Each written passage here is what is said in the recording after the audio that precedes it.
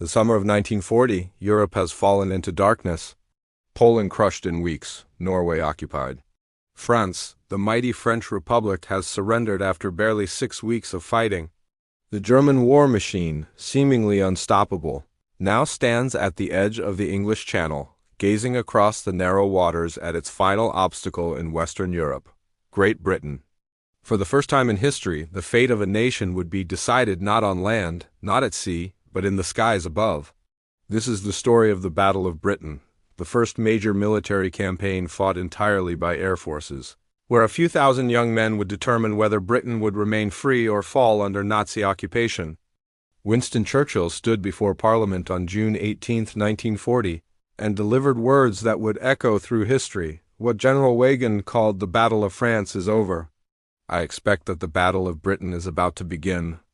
Let us therefore brace ourselves to our duties, and so bear ourselves that, if the British Empire and its Commonwealth last for 1,000 years, men will still say, this was their finest hour.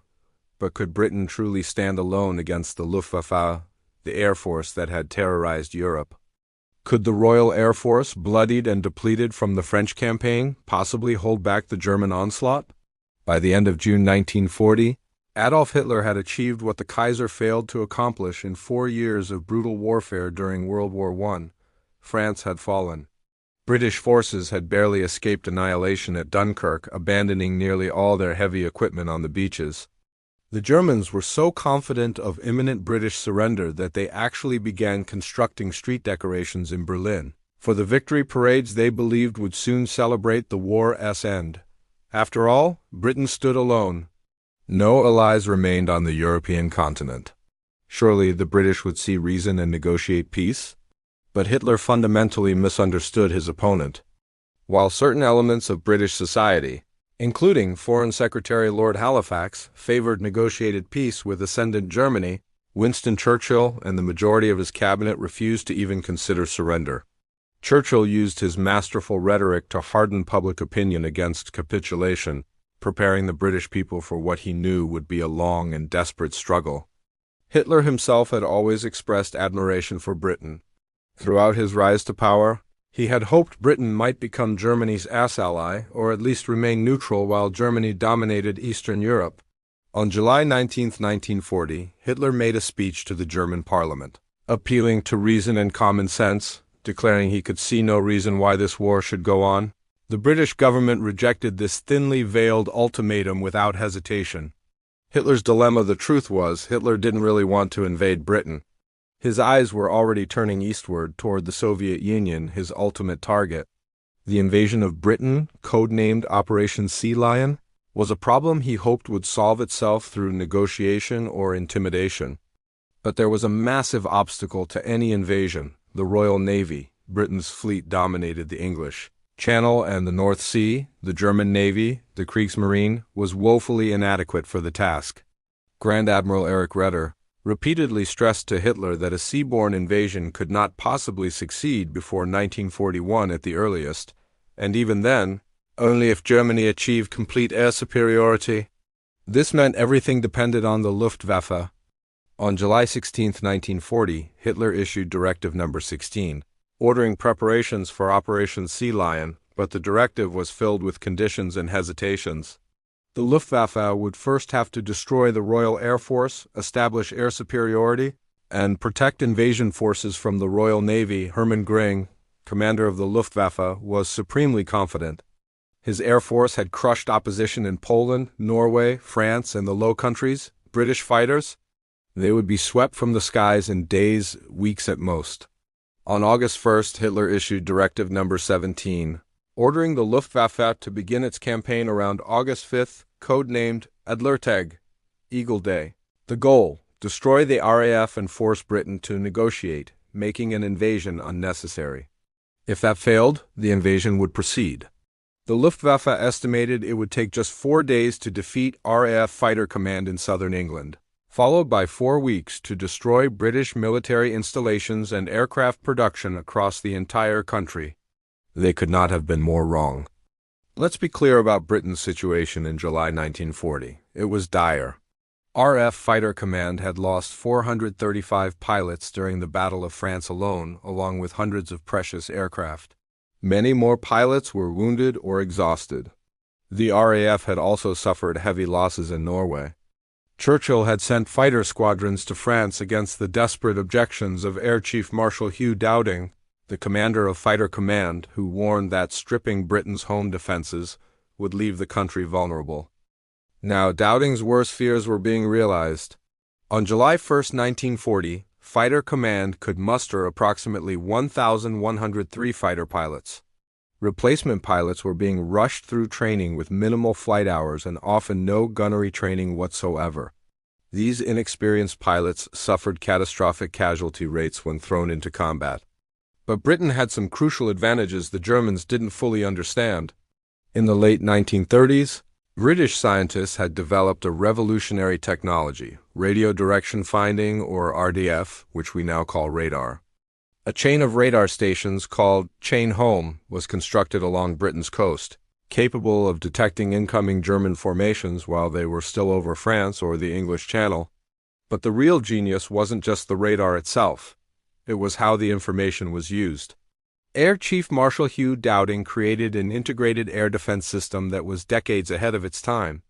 Reports from radar stations and the Observer Corps' thousands of civilian volunteers who visually tracked aircraft flowed directly to Fighter Command headquarters at Bentley Priory.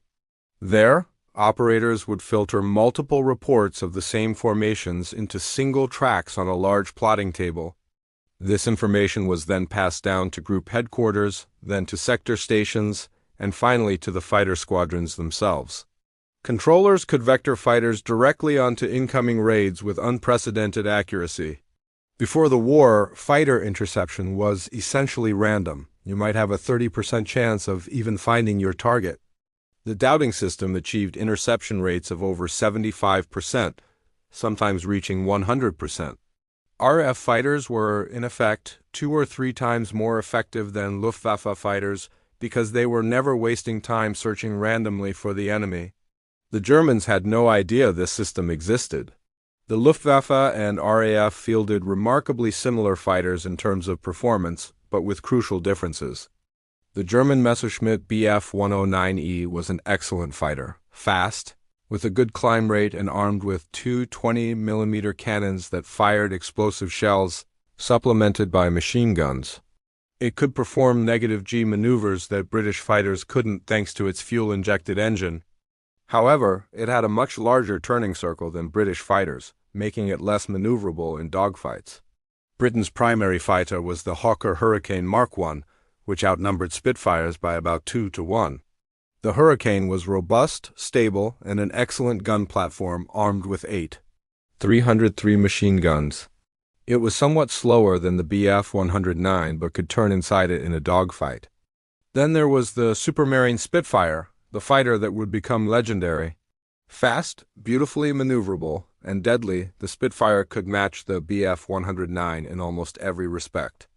As one pilot noted, the differences in performance between the Spitfire and Bf 109 were marginal. Battles were usually decided by who saw the enemy first, who had altitude advantage, and which pilot was more skilled. By mid-1940, all RAF fighters had been converted to 100-octane fuel, which gave their Merlin engines significantly more power through an emergency boost override crucial in combat. The Luftwaffe also fielded the Bf 110 twin-engine fighter, which proved to be a disaster. Too slow and unmaneuverable to fight single-engine fighters, the Bf 110 suffered catastrophic losses and increasingly had to fly in defensive circles just to survive. For bombers, Germany relied primarily on the Heinkel He 111. Dornier Do-17 and Junkers Ru-88 all were vulnerable to fighter attack. The famous Stuka dive bomber, which had terrorized ground forces in France, proved almost suicidal in the face of British fighters and was quickly withdrawn from the battle. But Germany had one critical fatal weakness: range. The Bf 109, Germany's primary fighter, had an endurance of just over an hour. Once over Britain, pilots had to constantly watch a red low-fuel light on their instrument panel. When it illuminated, they had no choice but to turn for home immediately. German pilots coined a term for the anxiety this caused: Kannkrankheit, channel sickness.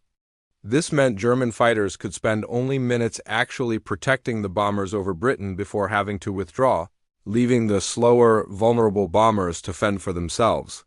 This single limitation would prove catastrophic. The Battle of Britain officially began on July 10, 1940. Though some historians argue it started earlier with attacks on British shipping in the English Channel, the Luftwaffe's initial strategy was straightforward: attack British convoys in the Channel, draw out RAF fighters, and destroy them in combat. They called it Kanalkampf, the Channel Battle. British convoys became bloody battlegrounds. The Luftwaffe would send large formations of bombers, heavily escorted by fighters, to attack ships. RAF Fighter Command faced an agonizing choice: send fighters to protect the convoys and risk heavy losses, or preserve fighters for the main battle to come. Air Chief Marshal Dowding and the commander of 11 Group, Air Vice Marshal Keith Park, made the difficult decision to limit fighter involvement in convoy protection. Shipping losses were acceptable. Losing precious fighters and trained pilots was not. The survival of Fighter Command was all that mattered. Throughout July, the Luftwaffe intensified its attacks. German intelligence believed they were destroying British fighters at 3 times the actual rate. The Luftwaffe leadership became convinced that Fighter Command was on the verge of collapse. They were catastrophically wrong.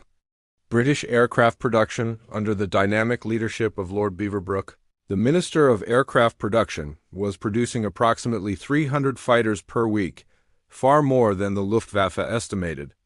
German intelligence had somehow convinced themselves that British production was actually decreasing. August 13, 1940, Adlertag Eagle Day, the date Hermann Göring chose to begin the systematic destruction of the RAF. The plan was ambitious. Massive coordinated attacks on RAF airfields, radar stations, and aircraft factories. The Luftwaffe would fly over 1,500 sorties in a single day, overwhelming the British defenses. But Eagle Day was a disaster almost from the start. Bad weather caused confusion. Some formations attacked too early, others couldn't find their targets. The Germans lost 45 aircraft while RAF Fighter Command lost just 13 fighters. More importantly, the Luftwaffe failed to understand what they needed to destroy. They attacked radar stations but didn't realize their critical importance to British air defense. When bombs damaged radar stations, the British quickly repaired them or deployed mobile units. The Germans, seeing the stations still operating, concluded they weren't worth targeting. This was a catastrophic error. August 15th became known as Black Thursday for the Luftwaffe. In an attempt to overwhelm British defenses, all 3 German air fleets attacked simultaneously. Luftwaffe 5, based in Norway and Denmark, launched a major raid on northern England. Believing Fighter Command had concentrated all its fighters in the south, they were wrong. RAF fighters from 13 Group intercepted them and inflicted severe losses. Luftwaffe 5 never mounted another major daylight raid during the battle. In the south, the fighting was ferocious. The Luftwaffe flew over 2,000 sorties. The RAF flew over 900. At the end of the day, the Germans had lost 75 aircraft. The British had lost 34 fighters. But for Britain, there was a growing crisis: pilot casualties. The problem wasn't aircraft. Factories were producing planes faster than they could be destroyed. The problem was finding enough trained pilots to fly them. By mid-August, Fighter Command was desperately short of experienced pilots. Squadrons were being pulled out of the front line for just a few days of rest before being thrown back into combat. Replacement pilots, fresh from training with minimal combat instruction, were being shot down on their first or second missions. August 18th brought more massive raids. The Luftwaffe targeted RAF airfields at Kenley and Biggin Hill, causing severe damage. But again, German losses were unsustainable: 71 aircraft destroyed compared to 29 British fighters. The Luftwaffe was winning a Pyrrhic victory, inflicting damage but suffering losses they couldn't replace. By late August, the Luftwaffe finally focused on the right strategy, relentlessly attacking RAF Fighter Command's airfields and infrastructure. From August 24th to September 6th, the RAF faced its darkest hours. Wave after wave of German bombers, heavily escorted by fighters, attacked the airfields of 11 Group protecting London. Stations like Biggin Hill, Kenley, Hornchurch, Northweald, and Debden were hit repeatedly. Hangars were destroyed, runways cratered, operations rooms damaged. At Biggin Hill, one of the most critical sector stations, the attacks were so severe that operations had to be moved to a local shop. Communications were disrupted. Ground crews worked frantically to repair damage while attacks continued overhead. RAF pilots were being pushed to the breaking point. Some squadrons were flying 4 or 5 missions per day. Pilots fell asleep over dinner. Some showed signs of psychological breakdown, 1,000-yard stares, shaking hands, nightmares. The mathematics were brutal. Fighter Command needed approximately 200 pilots per week to replace casualties and maintain strength. But only about 150 were available from training schools, and these novices often died within days of reaching operational squadrons. Air Chief Marshal Dowding watched his force being bled white.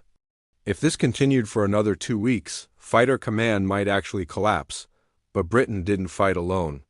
About 20% of the pilots defending Britain weren't British at all.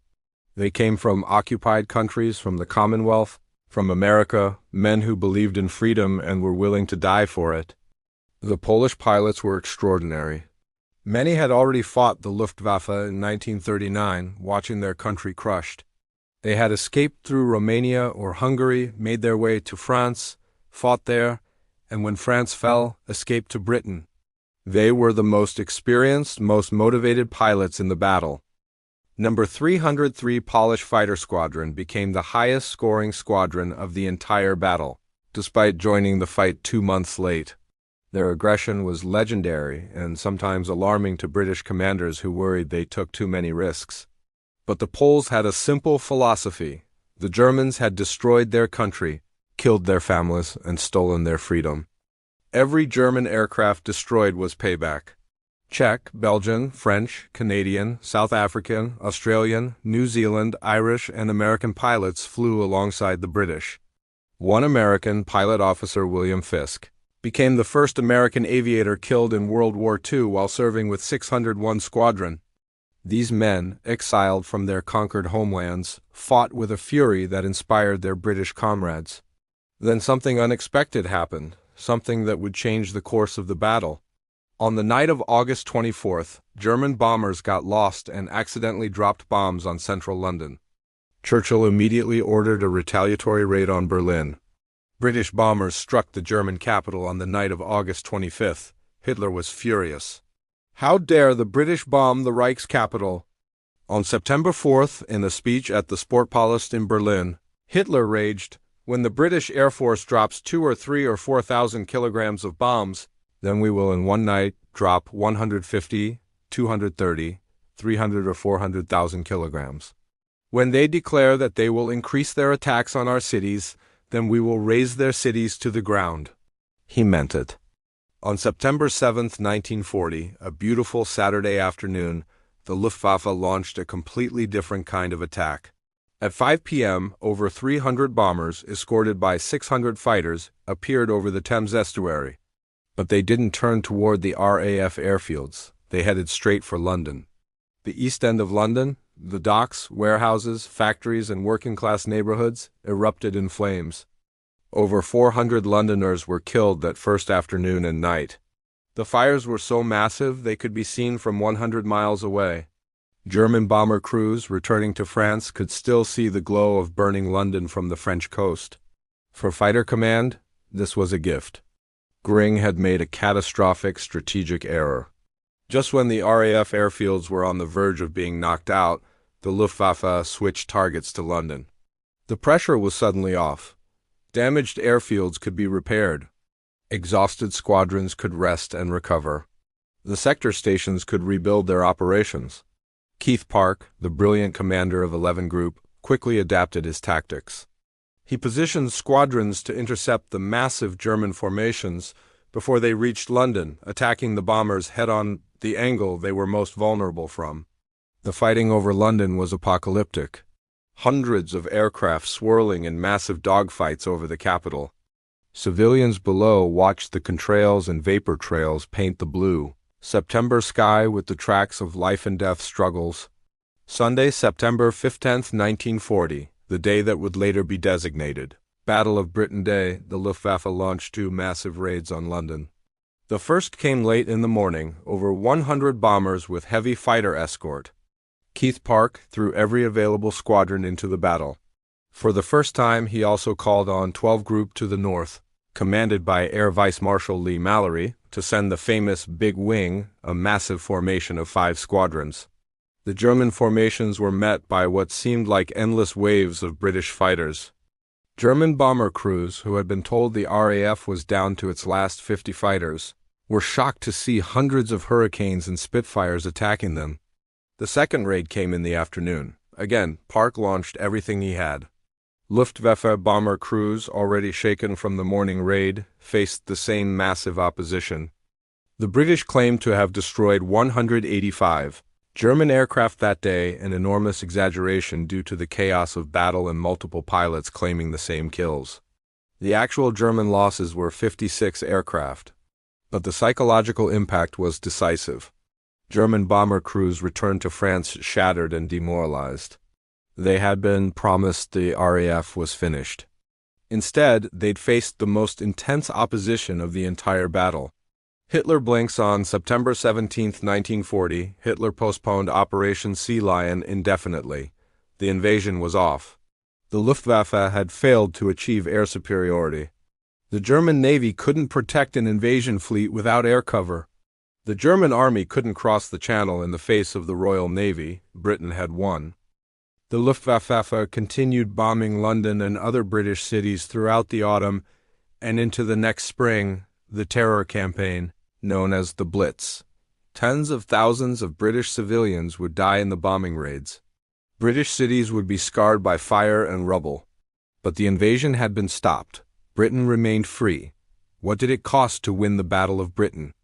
Between July 10 and October 31, 1940, the RAF lost approximately 1,495 aircrew killed, 449 fighter pilots, 718 bomber crew, and 280 coastal command crew. These included 47 Canadians, 24 Australians, 30 Poles, 20 Czechs, 47 New Zealanders, and men from over a dozen other nations. The Luftwaffe lost approximately 1,977 aircrew killed and 1,634 aircraft destroyed.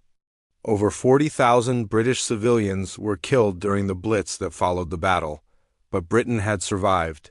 For the first time since the war began, Nazi Germany had been defeated. Hitler's aura of invincibility was shattered. The myth of the unstoppable Luftwaffe was destroyed. Britain won the Battle of Britain for several crucial reasons. The integrated radar-controlled air defense system made RAF fighters phenomenally more effective than German fighters, effectively multiplying British strength. British pilots who bailed out could return to combat the next day. German pilots who survived became prisoners of war. British planes that crash-landed could often be salvaged for parts. German aircraft were total losses. British aircraft factories outproduced German ones, while German intelligence somehow convinced themselves British production was collapsing. The Germans never settled on a consistent strategy. They switched from shipping to airfields to London, never maintaining pressure long enough to achieve decisive results. Dowding and Park understood the battle and fought it brilliantly. The Germans had numerical superiority but squandered it through poor intelligence and confused strategy. The pilots of Fighter Command, British, Polish, Czech, and pilots from over a dozen nations were defending their homes or fighting for their occupied homelands. They were willing to die to stop fascism. That motivation proved decisive. The Battle of Britain was the first major defeat Nazi Germany suffered in World War II. It had enormous consequences. Hitler would never again attempt to invade Britain. Instead, frustrated in the West, he turned his attention east, invading the Soviet Union in June 1941, a decision that would ultimately destroy him. Britain remained free, providing a base for American forces when the United States entered the war. From British airfields, Allied bombers would eventually reduce German cities to rubble. From British ports, the D-Day invasion would be launched. If Britain had fallen in 1940, Nazi Germany might well have won the war.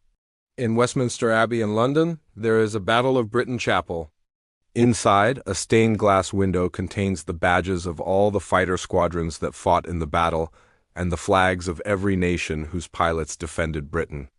On the chapel's wall are inscribed the names of the 1,495 aircrew who died in the battle. Churchill spoke of them in his famous speech to Parliament. Never in the field of human conflict was so much owed by so many to so few. These were ordinary young men, barely out of their teens, many of them. They were clerks and mechanics, farmers and factory workers, students and shop assistants. Some came from privilege, many from poverty. They came from over a dozen countries united by a simple belief that freedom was worth dying for. In the summer and autumn of 1940, in the skies over southern England, a few thousand young men saved Western civilization. The Battle of Britain was their finest hour. And because of them, freedom survived. Thank you for watching. If you enjoyed this documentary, please like, subscribe, and let me know in the comments what World War II topic you'd like to see next. Remember the words of Winston Churchill: if the British Empire and its Commonwealth last for 1,000 years, men will still say, this was their finest hour, they were right. It was.